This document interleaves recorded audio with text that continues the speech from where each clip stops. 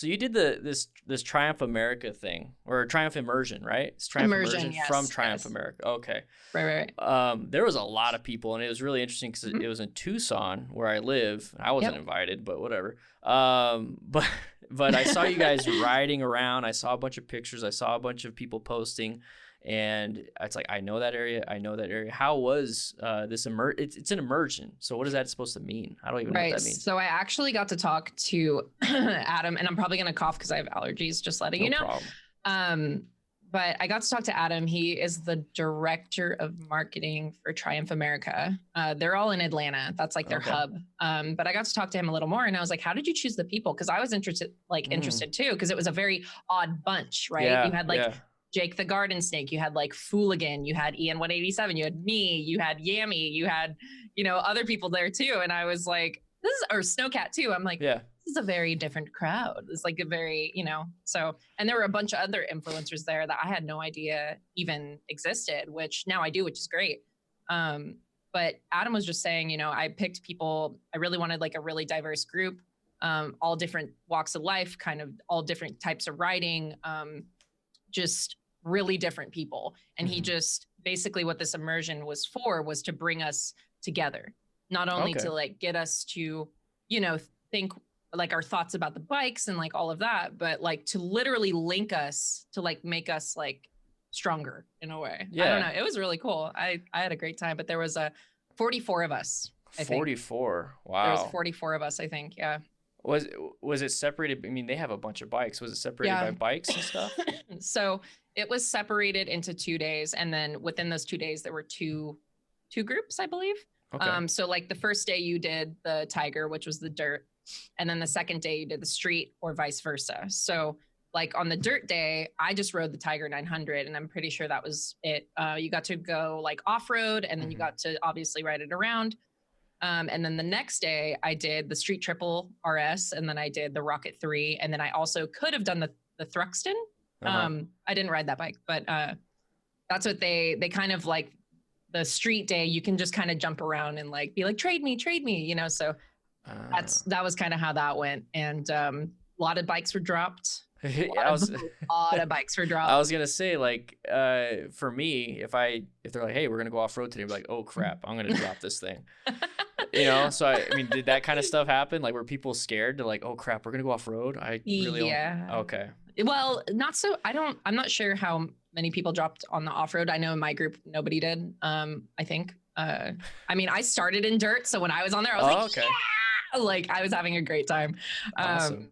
But with the street, I know Doodle, she dropped the Rocket 3 because I mean she's like 80 pounds wet.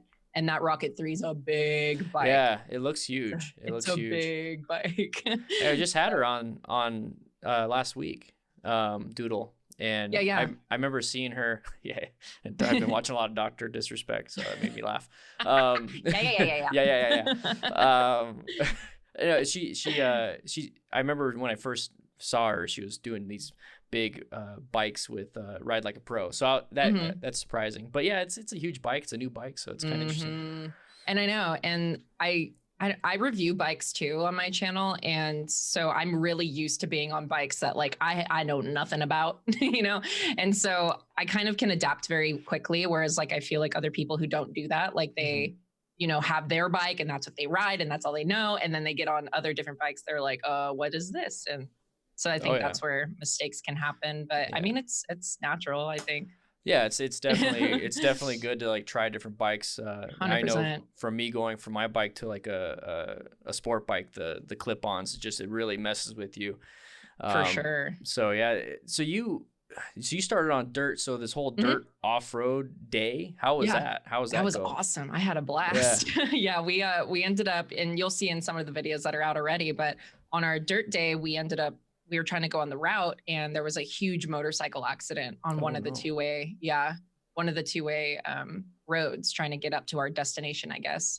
And it had nothing to do with our group. It was completely unrelated, but I guess there was a motorcycle. I don't know. I'm playing rumor here, but I'm pretty sure they said that there were 2 motorcycles that hit head on. And I was like, holy crap, that sucks. So they closed the road and we were like, turn around. So our dirt day was kind of like a little screwed up, but we also got to like go off-roading more, which was fun. And then we went on somebody's property by accident and got kicked off.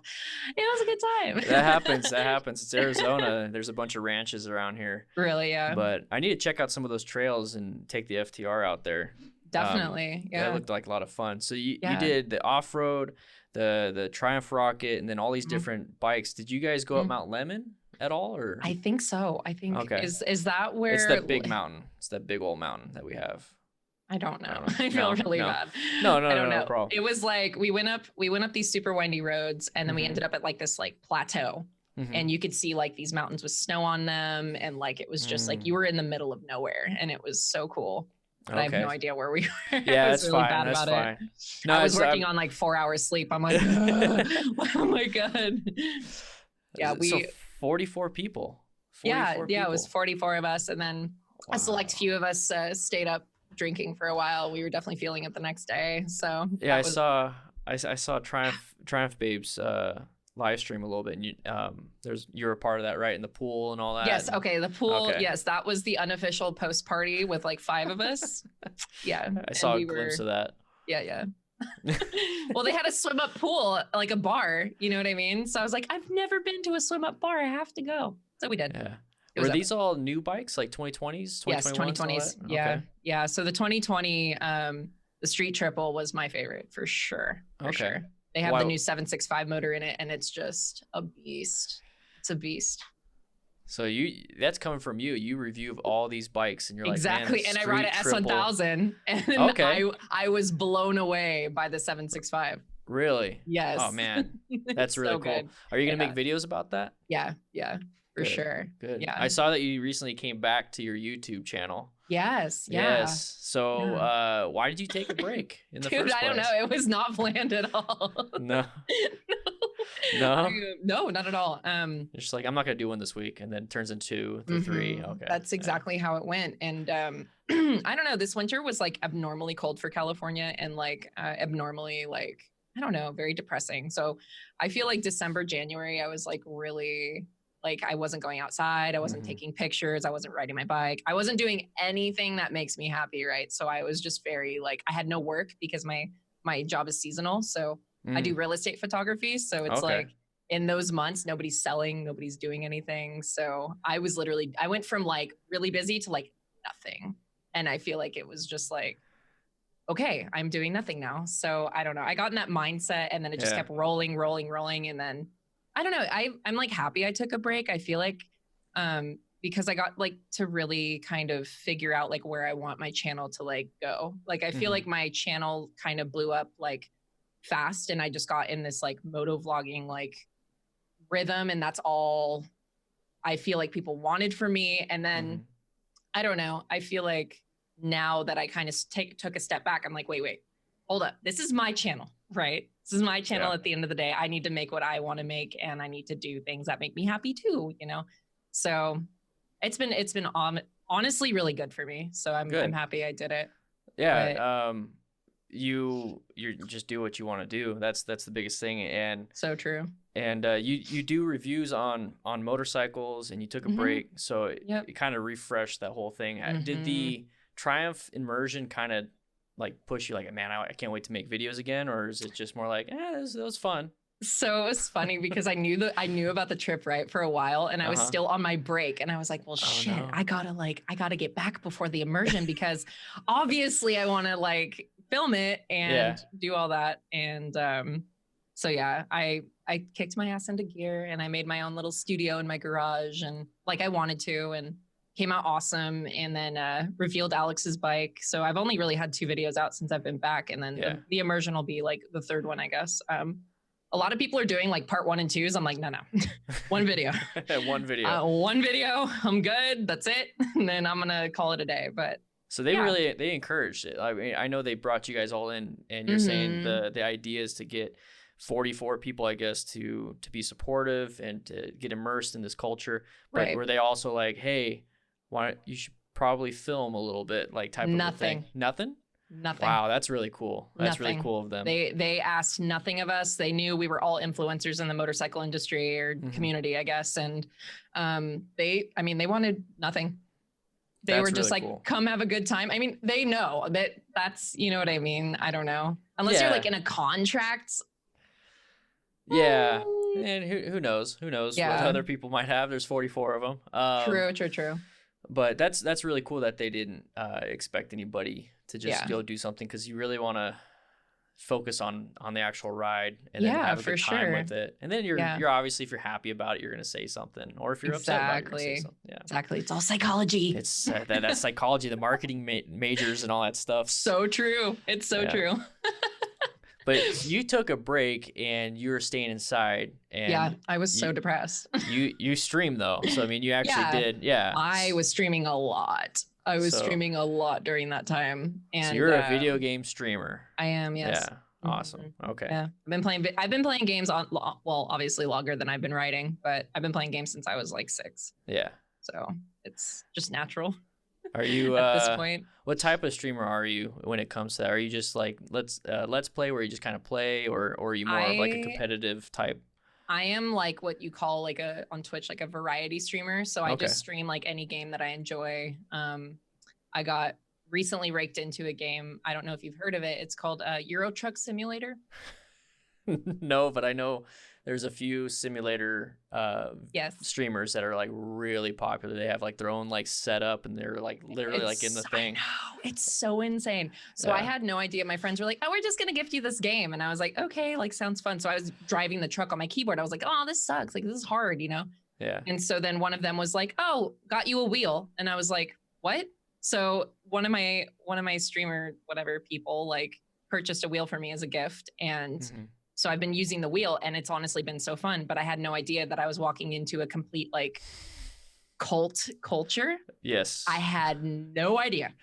So I'm just like, wee, you know, like driving around, and I got on the online like the Truckers NP or whatever, and I got banned for 5 days. My first day playing it. Wow. Because I crashed into a toll going the wrong way on the road. I can't help my like GTA like urges of just wanting to be bad on the road.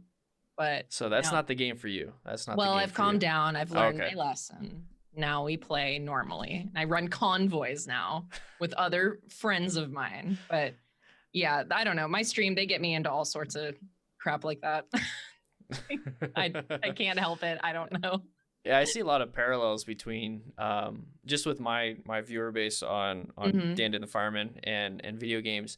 And I started in video games, and I know the community around it, and I was part of clans during Call of Duty Modern Warfare, the first one, and I was part of all this stuff. And then I got into this, and it's like all the clubs, all the riding groups. It's like you guys are all. It's like video games with a club, but motorcycles with a club. So a lot of it kind of plays into it, and I understand all that stuff, but you joined like a Harley's owners group club where they banned you for 5 days. I know. I had no idea. So we like read through the rules, and I was, you know, now I'm a seasoned player, I guess. But they always like, honestly, like my community, I don't know. They like run me in a way. Like they're like, try this, do that. And I'm like, okay, I'm down. So how big of a subscribers are different than followers over there, but like how big is your stream? I would say my stream I'm still considered a smaller size streamer. I range from like 40 to 60 viewers That's good. Yeah. I mean, it's good. And I mean, I've been streaming for 3 years pretty solid. So I think at first I was so gung-ho about being partner, and I was like, I'm going to be a Twitch partner, and like, I'm going to do everything it takes and numbers. And I was so like tunnel vision focused on that. And as soon as I let all of that go, I'm like, you know what? I'm good with being an affiliate. Like we have emotes, like I get subscribers, like I'm good. You know what I mean? Like my community is so solid, and I'm just like, I'm happy. And ever since I let that go, like it shows, like just the streams have been so fun. Yeah, it shows you're authentic. Yeah, it's so true. Genuine. You can tell what I've been listening to. Do you see that with your YouTube channel though? Because your YouTube channel is completely different in terms of content wise. Is that are you different personality wise? Like, do you take your streamer persona to your motorcycle stuff, or vice versa? So I feel like with the YouTube channel, I put myself in like this weird box of like what I should be. Yeah. I don't know if you can relate to that at all. Oh, I can relate. I can relate. I definitely can relate. Yeah. Okay, I transitioned from Harley off-road, like my Scrambler Sportster. And then I was known for that, but then I stopped doing that. So a lot of people left. Now a lot of people came for the beginner tips, and then now people are leaving because now I do after action reviews. So now I'm known as the guy that watches crash videos and talks about them. So that's not who I am. I mean, it's just, it's what I do. So how does that work for you on your YouTube? What do you pigeonholed into? I feel like at first it was very about like my personality. I was like very like clean and fun loving and like yay and happy all the time. Oh yeah. And at the end of the day, like I don't know. And I have brought my subscribers through like the dark times. Like I had a crash, my uncle died. Like I had like a really bad, like literally within a week, I got in the worst accident and I got in, or my uncle passed away, like tragically. Oh. And so I've shared like my ups and downs with my community too. But I feel like I still was holding myself in this weird, like, I have to be this way. I have to do moto vlogs only. And I have to do like, I don't know. It was all in my head. Nobody's doing this to me. It's all here. It's all myself. So that's why I think this year, like 2020 was coming up. I don't know. I feel like the year 2020 just really made everybody kind of take a step back and kind of realize like, hey, like this is a new decade. Like this is a clean slate. Like let's be authentic. Let's be ourselves. And that's where I kind of went with it. And I took inspiration from my own thing with the Twitch thing. It's like, I let everything go and then things got better. So that's what I'm doing with the YouTube. It's like, I'm letting everything go. Like I don't care about subs right now. I don't care about views. I'm just making what I want to create. And if people are on board with it, sweet. If not, okay. It's not like this puts, food on my table. Like YouTube has never really been like Twitch has always been more solid for me, like money wise. YouTube has always just been kind of like, oh, it pays the bike bill. Yeah. That's I remember. Yeah, I remember. I was like, "Oh, this is great! Like my bike and insurance and gas is taken care of. Right. This is great. Right. Yeah. But yeah, I see that. I felt that where it's like I have to be this, I have to do that, and when I realized, like you did, that if you just stop caring, people actually care about that. They're like, this is cooler now. Right. 2020 because you're authentic. Yeah, definitely. And in 2020, same thing. I created the podcast and I'm trying it out. Awesome. And then thank you. It's a lot of fun. It's a lot of work. Yeah, I bet. I didn't realize it's like streaming, I guess, because like I'm sitting here for like 45 minutes to an hour, and then I'm sitting at the computer to edit all that stuff. I have to listen to my ugly voice again. But yeah, I totally see that. And one thing that really kind of the reason why I wanted you on, well, one of the reasons why is because you do the streaming, you do the interactions with the community, you get feedback, instant feedback. That's what I like about streaming is you get absolutely instant, figure out what works, what doesn't. Yeah. And on Twitch, it's a lot harder to get anything compared to YouTube. And then on top of that, you're like, hey, I'm going to do this Triumph immersion thing. And I'm like, oh, crap, that's pretty cool. So no, it was awesome. Yeah. I know. I wish we had more time. I would have like came by and like did an actual podcast, like sit down, would have been sick. But my first time in Tucson, it was awesome. I love Tucson. Yeah, it's a nice place. It definitely is a nice place. Did you find, because we were talking briefly before the podcast started, there's 44 people, there's different types of people there. Did you find like little cliques, like little, like here's the hooligan aspect of YouTube, right? here's the did you see that?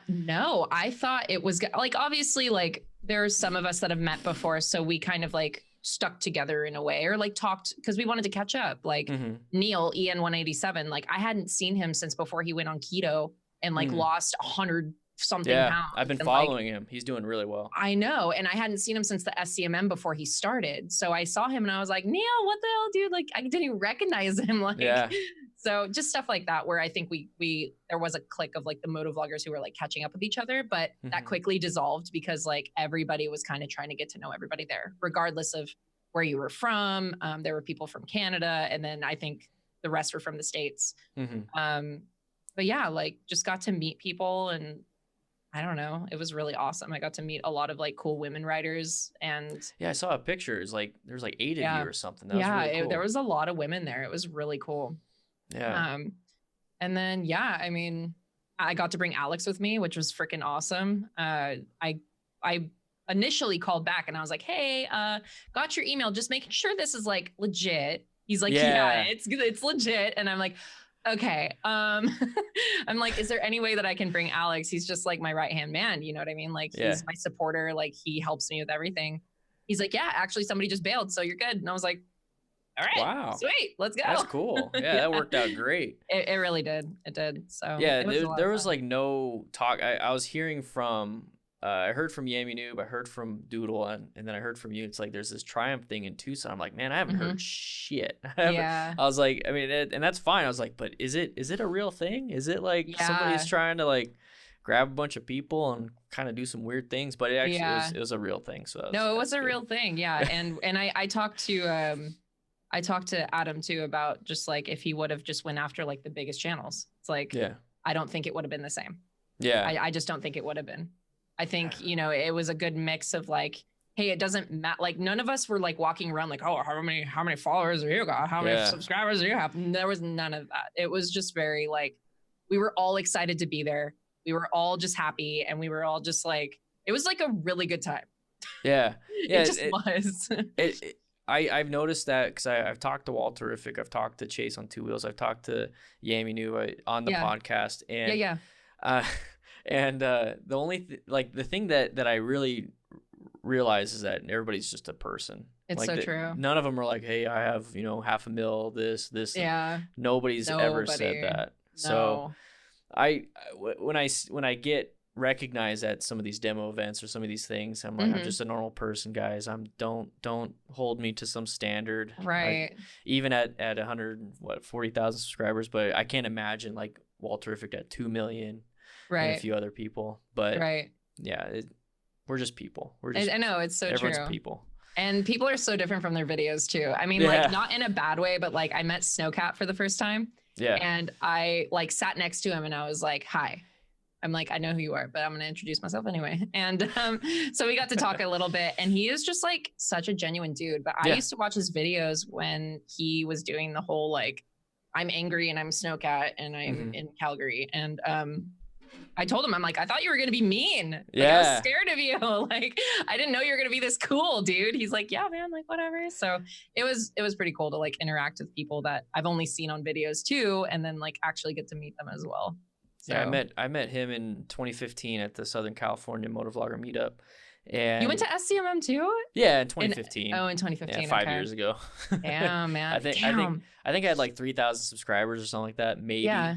But I met him and the same thing. I was like, man, is he gonna just like, is he like his videos? No, he's just a chill guy, just kind of hanging out. Same thing with Jake. I know Jake is so sweet. So just chill. I walked up to him. I didn't know it was him. I walked up to him and I was like, hey, nice Indian Scout, because I guess they let him borrow it. And I was just talking to him. And it's like, oh, wait, you're Jake? Oh, hey, man, I watch your stuff. Like, I didn't recognize him. That was back when a lot of people didn't show their faces, you know? Yeah, you're right. I'm like, okay, all right. Yeah, my first year was in 2016, so I missed the like OG stuff. But yeah, after that first one, I just like, nah, I'm good. Somebody crashed on the way to Palm Springs. I'm like, Oh, really? Interesting. Yeah, it was one of those things. We've never had a crash every year ago. No, really? No. Oh, good. No. I know. I know, right? It's like great. I'm glad.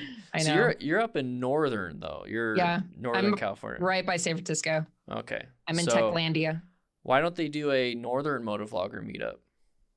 Well, I feel like I'm the only one up here. I'm like all by myself.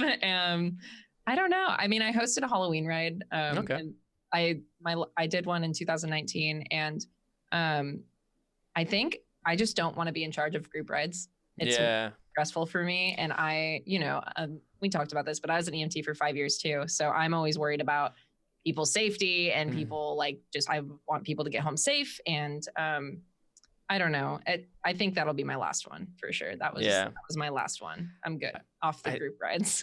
I think after people ride for a little bit, they're like, man, group rides are just not as fun as they looked like they would be.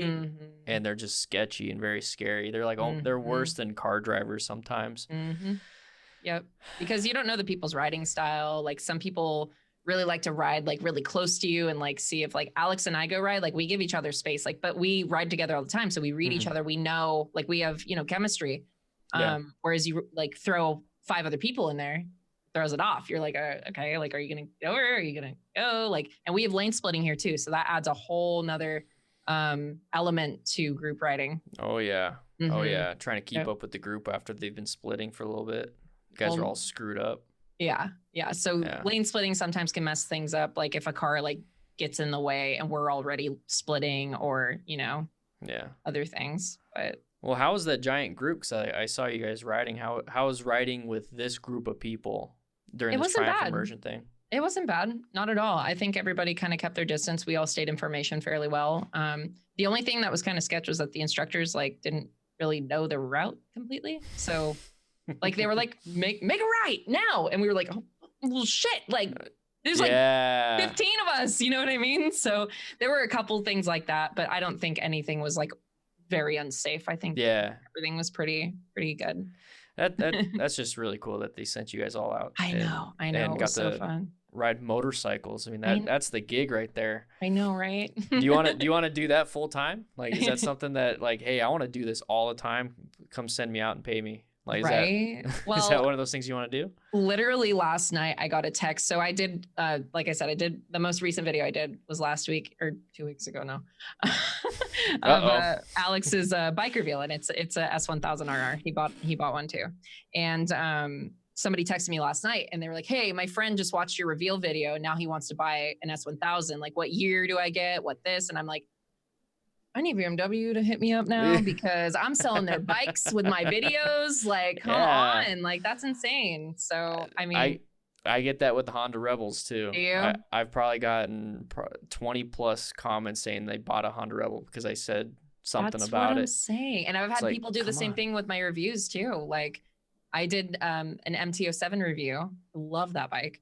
And literally, like, so many people have commented like, I bought a bike because of this video, and I'm like, that's insane. Yeah, that's huge. It's crazy, like how much influence that I guess we have that we don't necessarily realize all the time. I wonder why Triumph sent you guys out there then. Right.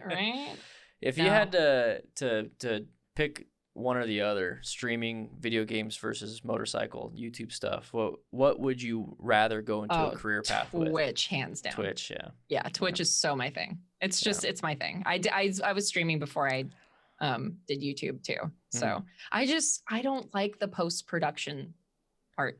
I love filming. I love like, you know, getting out there and doing all this stuff, and I don't know. And then I go down to sit down to edit and I'm just like,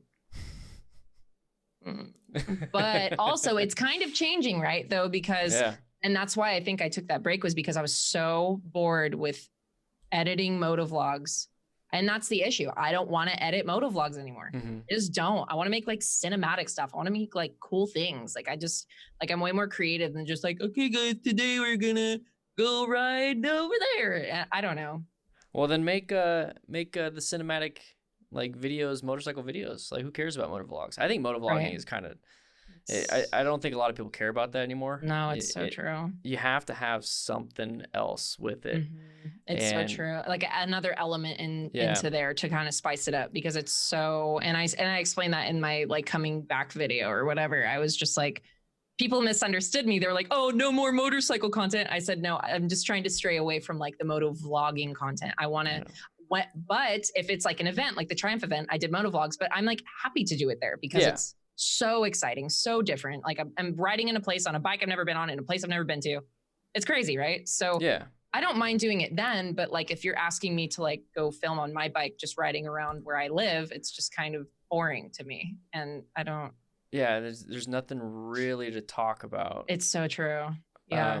I remember doing that and then transition. That's why I transitioned to having a topic, which was beginner tips. And then now I guess it's called a moto vlog, where I'm riding around town, but I'm showing what hazards are popping up. I'm talking about how to deal with a certain situation, but I'm riding and talking. So that's the stick. Totally.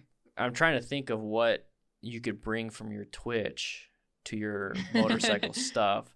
that's how my mind works. It's like, what could you do? I know. And really, it's like you said, it's the live, it's no post-production. Yep. But there's a lot of cool things. The topic is the video game. You're the narrator type of thing. You're the one bringing people in.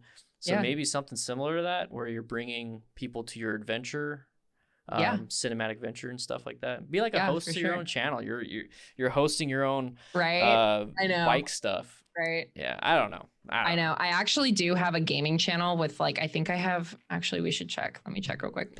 I think I have 3,000 subscribers on it and I've never uploaded a video to it. Really? Yeah. It's called KatKam Games. Let's look it up. That you have more. 3,000. You have more subscribers to that channel than I do on After the Ride, and I have like 60 videos or something like that. Well, what happened? This was back when I was KatKam CBR, like way back in the day. And I was like, hey, I'm gonna start like doing gaming videos because I really want to, and I still want to. Like I still want to. But somebody made a great suggestion. They were like, why don't you just say, make the channel KatKam Live and upload your Twitch stuff on there, upload your highlights, just do that. And I was like, wow, that's a great idea. Except that's more post-production that I don't want to do. Well, then why are you doing motorcycle YouTube stuff? Because I still love, like, I explained that in my other video too. I'm like, there's so many pieces of the pie to me. Like, there's my photography, videography, which is a huge piece of the pie. There's motorcycles, which is a huge piece of the pie. And then same with video games and streaming. So I feel like it's hard. Like I'm all over the place and I'm trying to condense it down to, you know, and then I also run my own business. Like I have my own photography, videography business. So it's a lot. I have a lot. That's a lot of post-production things. If you have to do it for an actual business. Right. Yeah. That's huge. Yeah. No wonder your streaming is the fun thing. Streaming's my favorite. It's like you stream for 3 hours and that's it. I stream. That's normally what I stream for is about 3-4 hours. And then I hop off and you're done. And we're like, all right, see you again tomorrow. Yeah.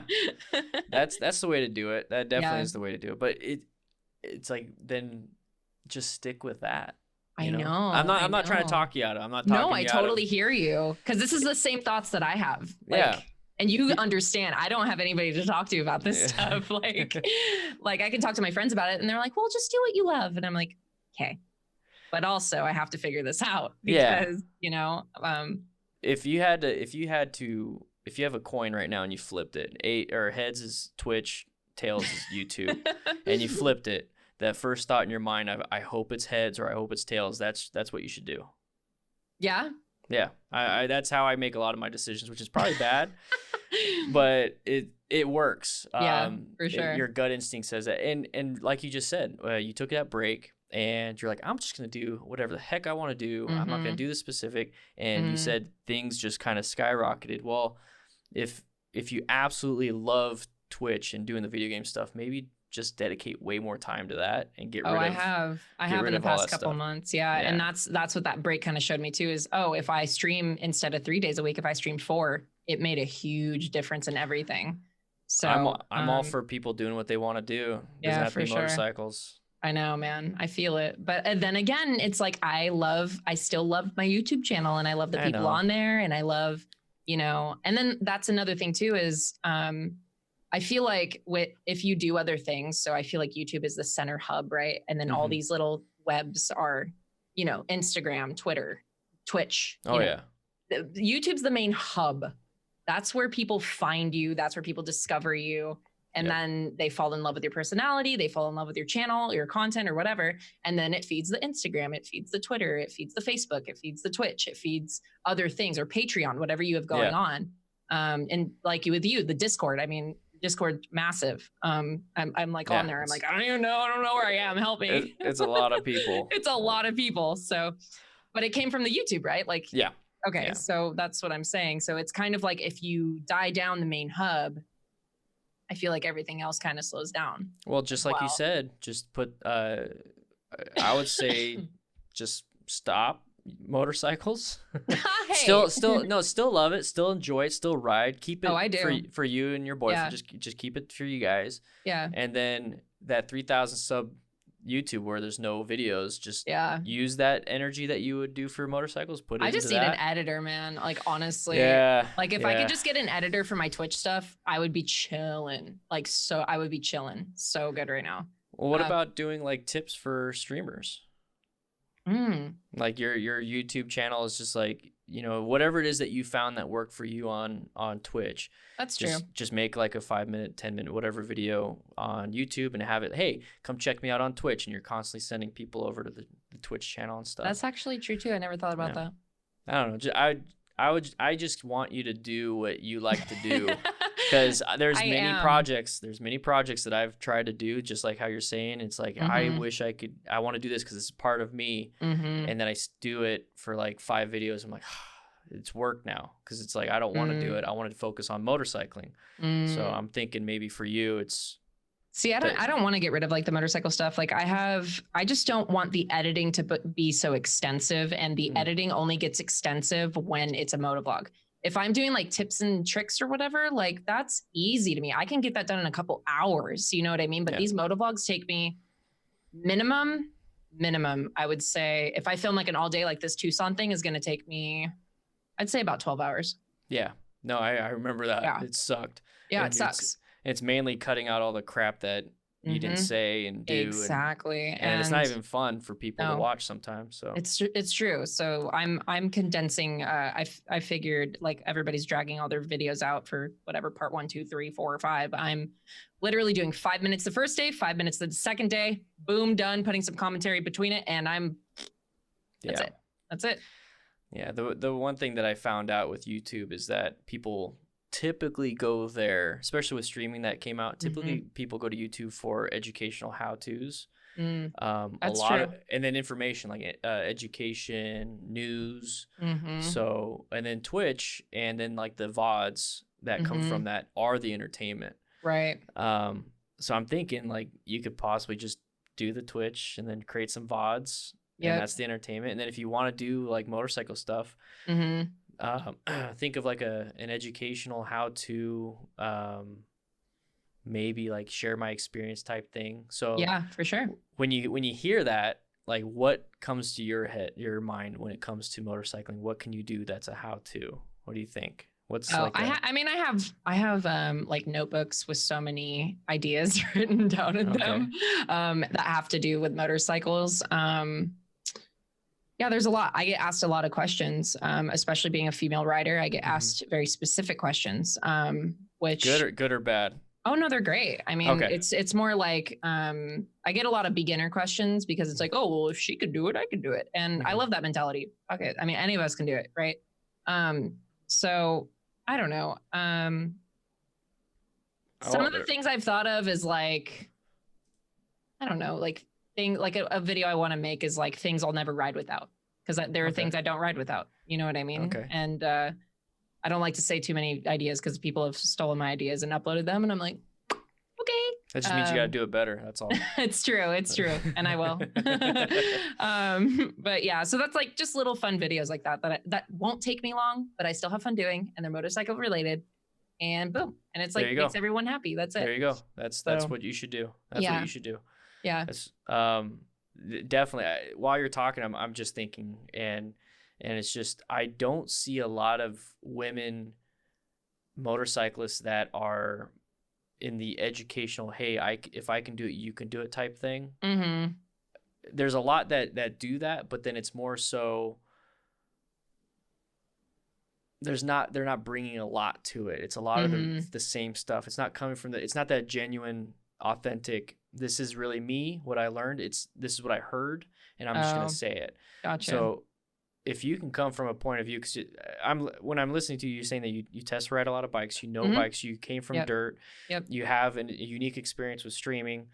I would combine all those into one package and then somehow deliver something motorcycle related to that. Yeah. Do you have a lot of dirt around you? Like a lot of dirt track and stuff like that? Yeah, we do. We have a couple around here. We have to with dirt biking here, you have to like have a garage, have a bike, have a truck to bring your bike to the place, have your, it has to be like in season with the tags and everything. And it's it's a lot of work to ride dirt here. Yeah. Okay. It's a lot. So if I were to get back into dirt, I feel like it would have to be like, okay. I would have to either own land or good luck in California, or live close to like I don't know, like a dirt park. Like there's one Carnegie that's around here, and that's the one I learned at. And that's where I learned to ride. It's like the first time I was on two wheels was there. So how old were you? I was 17. I was 17. Mm-hmm. How old are you now? I don't know 20, if am I supposed to ask that? I don't know. I'm 28. 28. Okay. I'm 32. So, all right. So you've been riding for a lot. You've been riding longer than I have.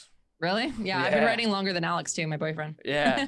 Yeah. So you have that unique experience then. Why don't you just let that out? Let it out. Yeah, for sure. For sure.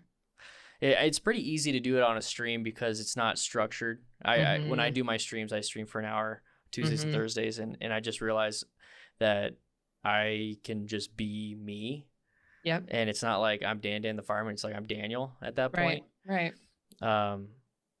Definitely bring that to your videos. I think that'd be really cool. Yeah, really for sure. No, I appreciate it. You're like opening up my eyes. I'm like, all the world now. That's what I love about the podcast is at the end of the day, it's just me talking to somebody and then listening also. So I learned a lot from Yami, Chase, Ride Like Pro, and all these people. Yeah. And and then I find out little different things. So like one thing that's kind of interesting to me, I don't know if you want to talk about it, but you said something, you had a crash. Yeah, I did. You crashed. How bad was that? So I was lane splitting prior to the crash, and then at the time of the crash, I was technically in my own lane. I was in the all the way left lane. Somebody crossed over into my lane without a turn signal, no warning, and I was in the right hand side of the lane, so he literally just swerved right into me. So I was able to miss him, but in regaining my balance, there was traffic. So with regaining my balance, I rear-ended another car and then flipped over my bike. Oh. And when I turned around to get my bike, it was completely upside down, sitting there upside down. Yeah. So I had to push it over. Get it back up. I ended up, calling everyone out there. I thought I had broke my hand, but I didn't. I ended up riding it home, like literally tears rolling down my face because I was in so much pain. Yeah. And because I didn't want to wait for the tow truck, and I didn't want to ride the ambulance because I'm a fucking EMT. Yeah. Like, I don't want to ride in the ambulance. Like, you can I'm always in refuse. The ambulance. I'm driving. Refuse. Yes. So I refused. Yes. I was like, AMA me, don't care. Yep. So I rode it home, and so I was like in bed, like just miserable as shit. And then literally like 2 days later, my mom walks in and she was just like, my brother died. And I was like, I couldn't move. Like it was horrible.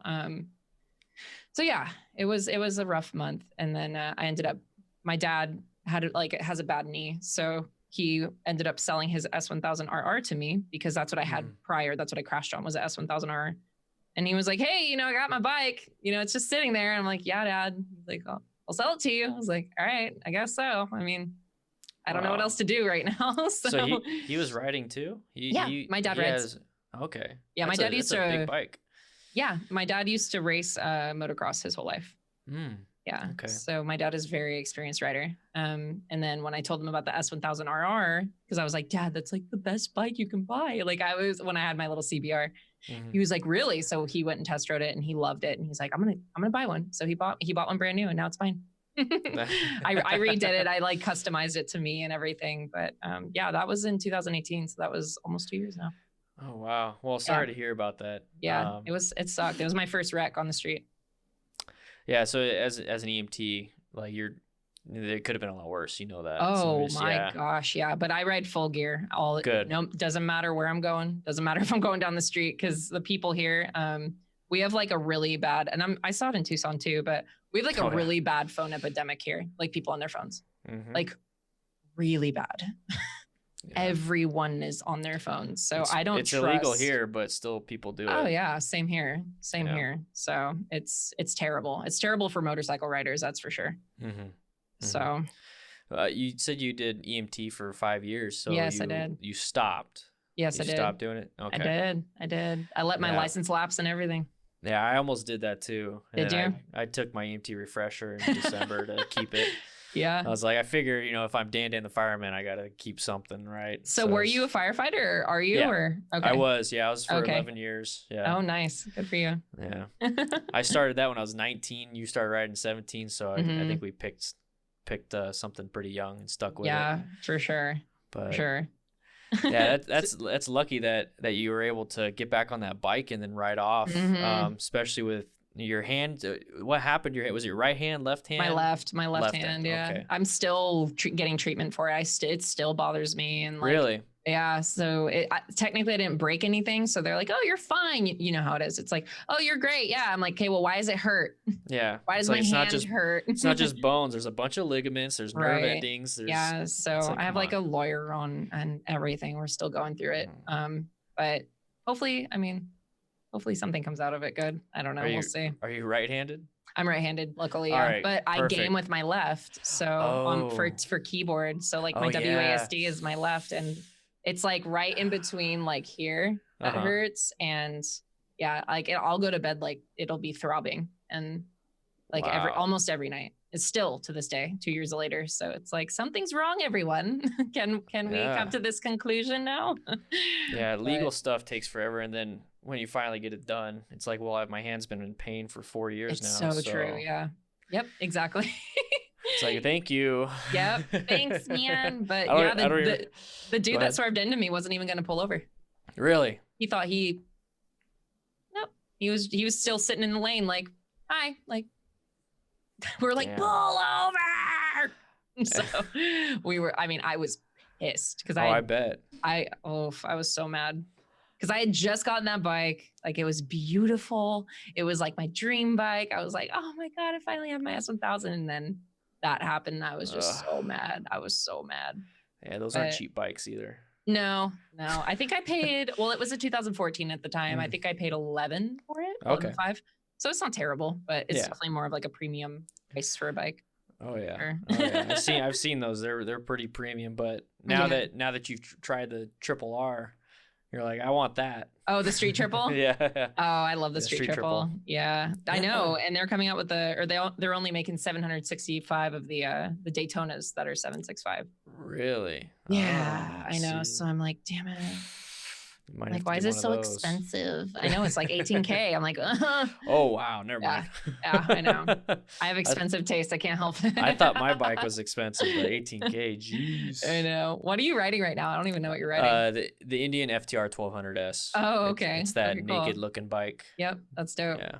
Sick. Yeah, Yami just he rode it up Mount Limited and around and stuff, and he makes fun of it for being heavy and all that, but it's whatever. Was that his first time down when he came to the meetup or whatever? Yeah, that was his first time in Tucson, and then he's like, oh yeah, I'm actually coming back like in 2-3 weeks.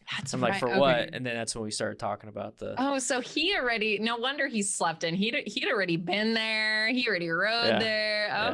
Okay. Yeah. That makes sense. He's like, screw it, I'm gonna get some sleep. Right. We were so beat, dude. We were all so tired. Oh, I bet. Long day's ride of just hanging out and riding. Travel. Well, we like literally I traveled in, rode, drank till 1 a.m, woke up at 6 a.m, rode again, traveled home, and then our flight got delayed like 3 times. So oh no, it was a rough trip. How many days was it? It was only 2 days. It was 48 hours.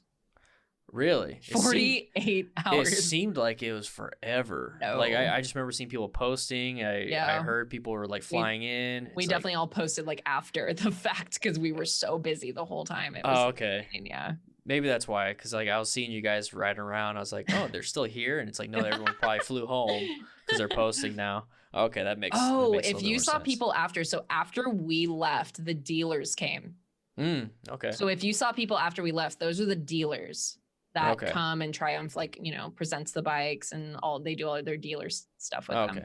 I think I saw you guys because as soon as I saw that group ride, I texted Yami and I was like, hey, is that you? Like, oh yeah. He's like, no, that's not me. So maybe that's the day he slept in. Yeah, I think so. Well, yeah, because he looked like all refreshed at lunch. I'm like, look at you all chipper. I'm like, what'd you ride today? He's like, oh, I slept. I'm like, oh. There you go. Okay. That works. Like lucky. Yeah. What else do you have other than coughing, dying over there? Coughing, dying, the usual. What else do you have out there? Like, I mean, you got the stream, you got the photography for your actual work, and you got motorcycle YouTube. Are you planning on making another channel, or are you planning on doing something? I mean, else? At this point, screw it. I'm gonna make a channel. It's gonna be exclusive. I'm so excited. Yeah, we're gonna knit little scarves so when you get cold when you ride. It's gonna be amazing. No, not really. I was like, are you really? I was being gullible there. He's invested. Okay. There's a market for that. No knitting channel, unfortunately. No knitting channel. Okay. All right. Jeez. No, you got me going for a little bit. I'm sorry. I'm just as gullible, so I feel bad now. No, honestly, not really. That's pretty much it. It's just like streaming. Like my literal day is like wake up, go shoot a house or 2 or 3, come home, stream, and then eat dinner with Alex, and then either edit or do whatever I need to do, edit photos or whatever, and then go to bed. And then it's like repeat. Sounds fun. Yeah, it's honestly, like we talked about this prior a little bit, but like the EMT life was so stressful. Like I went from having so much structure in my career to now it's like I have so much freedom that it's almost kind of hard for me to like harness like a structure because now I'm having to do it. You know what I mean? Like being self-employed. Yeah. So how long have you been self-employed? Like after EMT? Like 5 how long years. is it? 5 years? Okay, so you've been doing it longer than I have then. Yeah. I only started being on my own May 2018. So I mean, you've been doing it for a while. Yeah, it's definitely tough. You have to create your own. You have to create your own structure. It's hard. Yeah. It's hard. Like I don't know. Being self-employed is the hardest job I've ever had, especially like this, where we're entertainers and like staying relevant, like staying, relatable, keeping people entertained and changing, but not too much. And there's definitely a balance. It's very easy to structure yourself into too much work. It's so true. That's why I'm like, you need to like just stop making motorcycle YouTube videos and doing what not in a mean way. You have good stuff. I don't think you're being mean. I don't feel that at all. I say do what you absolutely love, because then it's not going to feel like work. You have been an EMT. I've been a firefighter EMT. Like all that stuff. We loved it, but man, is it not?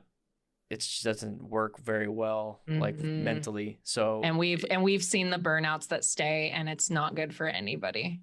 It's not good for anybody. I think you've kind of noticed a little bit with YouTube though. Same thing, a burnout. You get burned out a little bit. Yeah, for sure.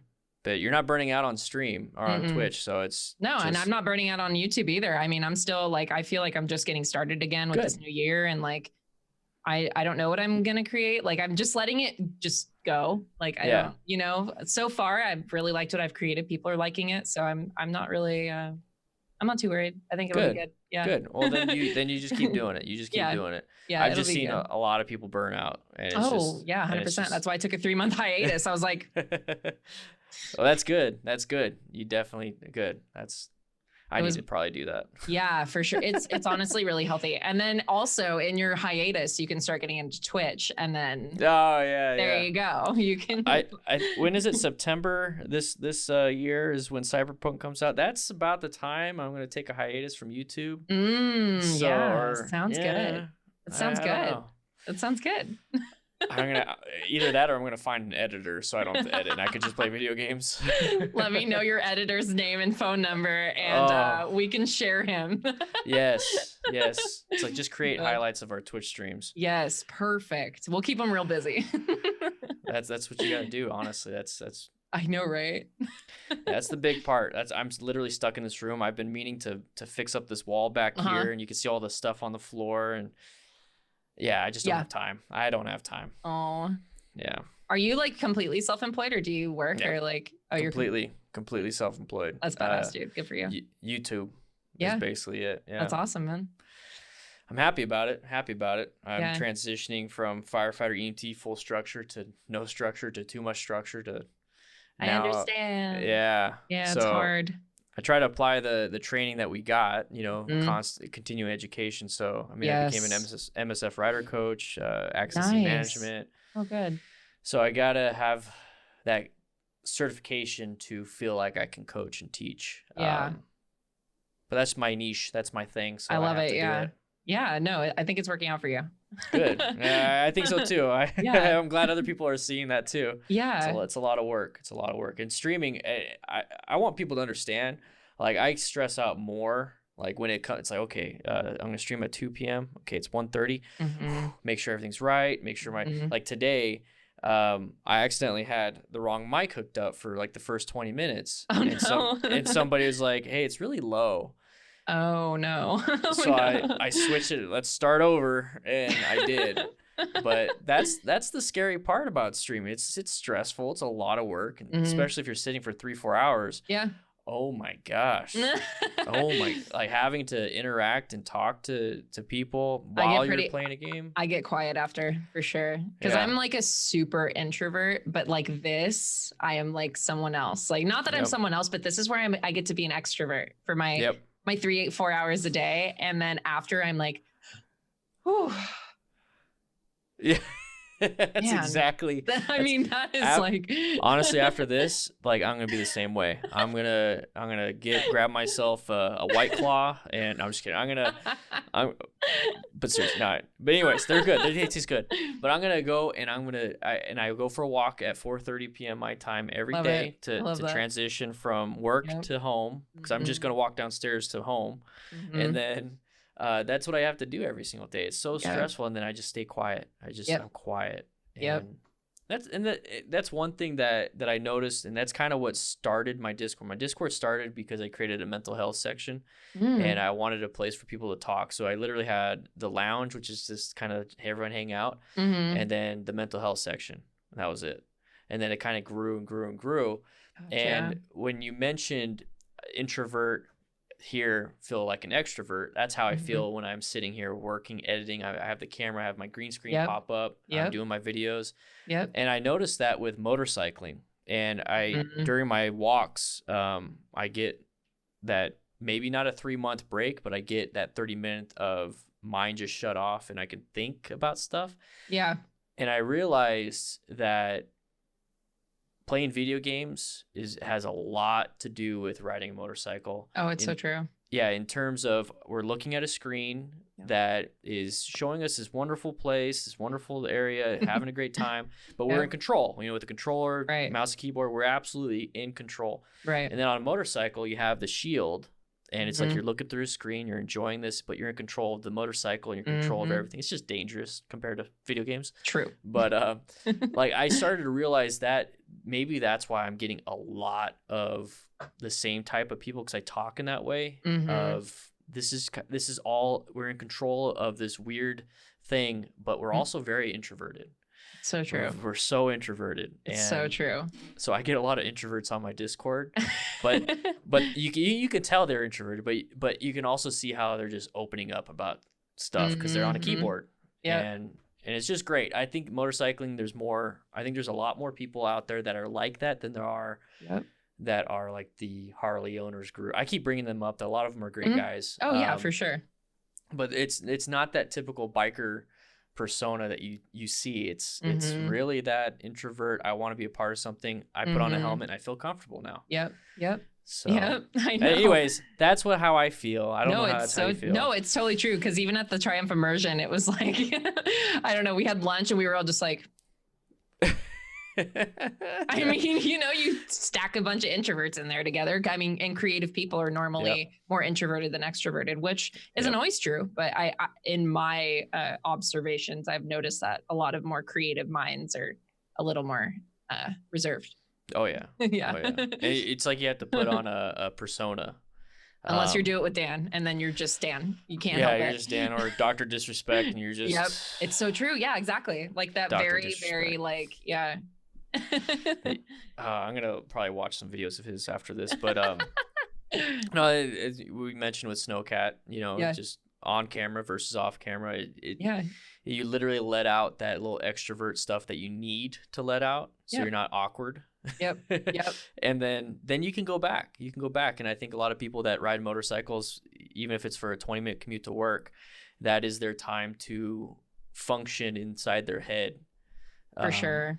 And it's really good. I think it's a good thing. It's definitely a therapy for a lot of people. And that's what that's what I come from. I try to promote, hey, be safe about it, because we're not here to be MotoGP. We're here to have a good time and that's how I feel. Good. Okay. I totally am with you on that. I went riding recently with a bunch of we have a bunch of friends here that we ride with sometimes, but they're all A group riders, and they all are just, I mean, they all push each other, and not in like a bad way. Like, it's not like they were like, okay, we got to go balls out today. Like, we went riding around a lake up here, Lake Berryessa, and they were hauling ass. I mean, they are all on 1000s. They're all just, and they all know how to ride like very well. And I was like, I had taken my 3 months hiatus. I hadn't ridden. So I'm like, hey, I'm not going to try and impress anybody today. I'm a little rusty. I'm going to ride at my own pace. Like, I'm good. Like, I don't need to go down today. So I'm a firm believer in that. Do never ride past your comfort zone ever. It doesn't matter who you're riding with. Yeah. Screw that. Yeah.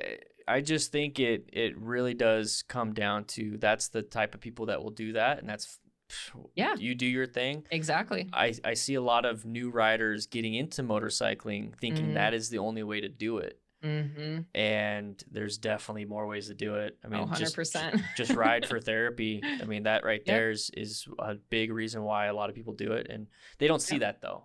They don't see that. They see the MotoGP people going crazy. Yep. So I try to push something a little bit different. That's good. And I'm coming up with my own little system that I have, my own little training system, and it does involve medical training. So that's awesome. I think people like you could definitely help out a lot of people. Your unique perspective on EMT stuff. So yeah, for sure. Maybe jump into the EMT stuff on motorcycling. I don't know. Yeah, I know. I wanted to. A lot of people were asking me a lot of stuff. They were like, why don't you what if make a video about if someone crashes? I'm sure you've done that and stuff, just stuff like that. And I'm like, yeah, like I could, but I don't really do that stuff anymore. But I've had people like reach out to me. They're like, hey, I want to put a first aid kit in my bike. What should I put in it? And I told them, I gave them a list, and I'm like, I should probably make a video about this, which would be fun. But I mean, like I said, and that's like kind of what this year is about. This year for me is just about, hey, if I want to make a random EMT video, or if I want to make a random drone video about my new drone, if I want to, whatever I want to do, that's what I'm going to do this year. So just like your stream, it's a variety stream. You can do a variety motorcycle channel. And that's what me and Alex talk a lot about the channel, because he's a big part in it and of it. And he's just like, why don't you just make it more of like a lifestyle channel? It's just more of like not a motorcycle channel, but more of like a lifestyle. Like, this is whatever, like your life as like a motorcyclist, gamer, photographer, you know what I mean? Like, whatever, this is the life into, me. And a lot of the comments when I first came back, I was like, hey, like I'm going to be like retracting the motovlogging, which is what first got me on the map.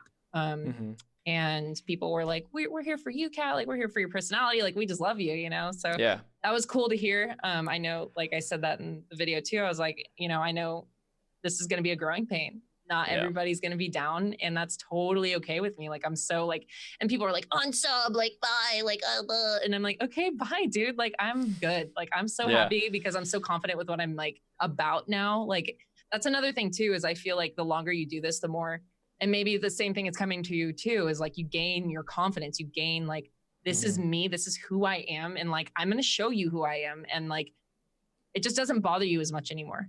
Yeah. You know what I mean? When people are assholes or like trolling you, it's like, it only gets worse. Oh, it only gets worse. Oh. Yeah. So trust me, I know. Yeah. Oh yeah. You definitely get it. I definitely know the troll, the debauchery of YouTube and Twitch. I've gotten shit on both. So and then the bigger you get, it's just gonna be. It's just more. Yeah. That's it. And you just have to accept it. Yeah. Just have to accept it, or else it'll eat you alive. Definitely do the variety thing. I did something kind of like that, where I just tried everything and found what works. And and then what works versus what I like to do, and then you start to find out what works and what you like to do. That's definitely the process I'm in right now, is kind of that like initial process of like, I'm going to play around and then we'll figure it out. So that's disregard the advice that I said about stopping motorcycle stuff. I thought you were like, man, I tried everything. No. Okay, so you haven't. I am very much in that like learning mode of like keep going. Keep going. For sure. That's definitely the plan. You're definitely then ahead of it, because even though you feel like, oh, well, I'm speaking for you, I guess, but where it's like, I don't know what to do, but you also have Twitch where you get, like I said, that instant feedback. I know it's for Twitch, but you start to realize who people are, how they interact, who's the type of people to interact. Yep. So you have double the learning.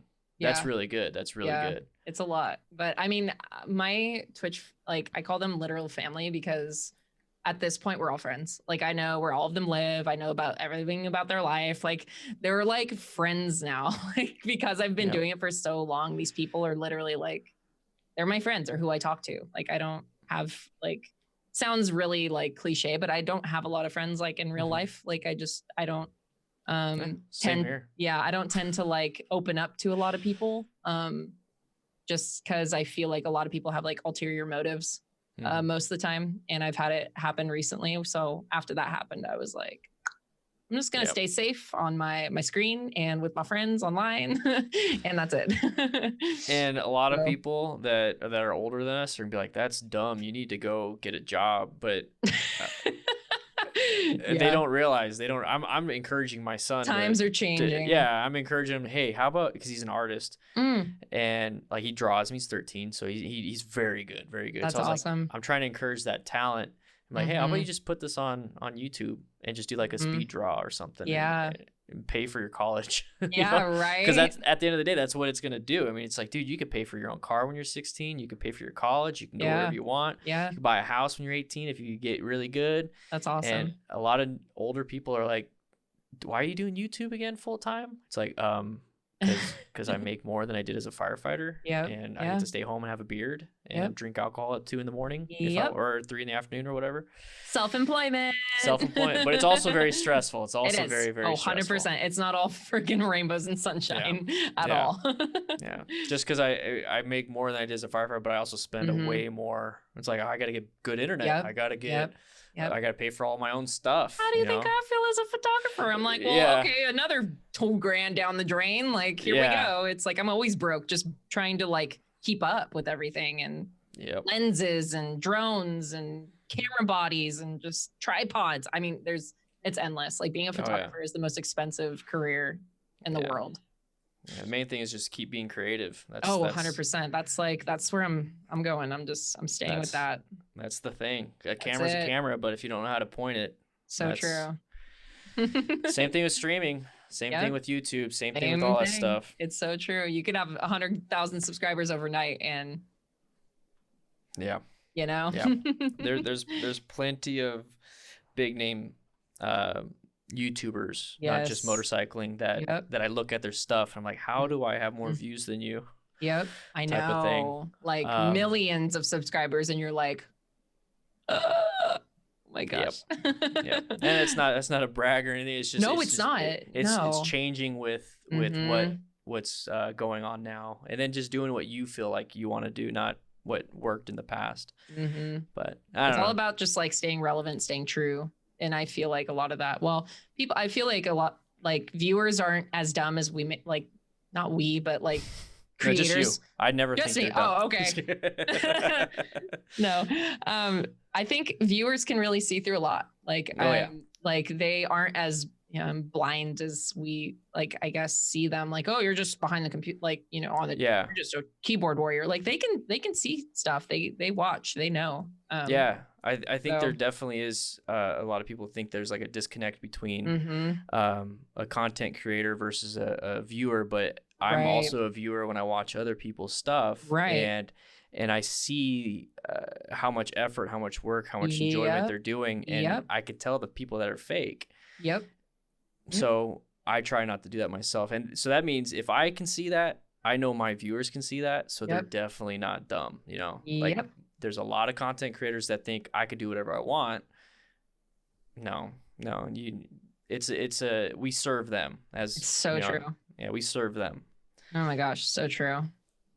So nice to talk to somebody who understands this shit. Yeah, Oh we definitely do need to keep in touch. We do definitely. That's one thing that I learned from this podcast is that every single content creator that I talk to is either dealing with the same problems that I'm having, or has solved those problems, or is prior to where I'm at in problems. But either way, there's problems, and we can't talk to spouses really about it because it's like they're not doing the job. It's basically just talking to somebody that's in the job. Yep, that's it. So yeah, as an EMT talking to another EMT, I was gonna say it's so true. Like nobody else understands, you know. And like, I mean, I've gone to the firehouse after a call, and we've all talked, and because I mean that's it. I mean that's the only way we can get it out with each other, and you know, make sense of it all. So and nobody can make sense of YouTube or Twitch or. Nobody can, so you just have to talk about it. It's so true, definitely. But, yeah, I had a great time. Yeah, Thank me too, you man. for swinging by the podcast. Yeah, I had a great time. I'm gonna check out your stream a little bit more. I am a Twitch sub, a Twitch Prime sub. So yeah, Twitch Prime sub. I gotta re-up it though. It's getting close to the end of the month. You know, they gotta re-up it. But no, once again, like I said, it's really good to talk to somebody else that's within the same thing. And then it was really interesting to hear your view about streaming, because I barely ventured into streaming, and I think streaming is definitely going to be closer to the top tier of what content's going to be out there, and then video on demand is going to be part of that too. So podcast, streaming, kind of the same thing a little bit, not really. Yeah, no, for sure. Long form stuff. Yeah, definitely. But definitely want to talk to you again. Yeah, definitely let's do it. Sounds awesome. good. Thanks for having me. Where can people, before we get off, where can people find you? It's gonna be underneath your thing. Do you want it to go straight to your Twitch, or do you want to go? Oh no. I mean, I'm on YouTube, Twitch. ItsKatKam. That's where you can find me. Same handle for any social media. It's you got lucky. So, you got lucky. Yeah. somebody took my Twitter, I think, or I can't make it fit. Anyways, yeah, I'll put it underneath your name. Thank you. Cool. Yeah. Awesome. Sounds good. There it is. That's Later, it. guys.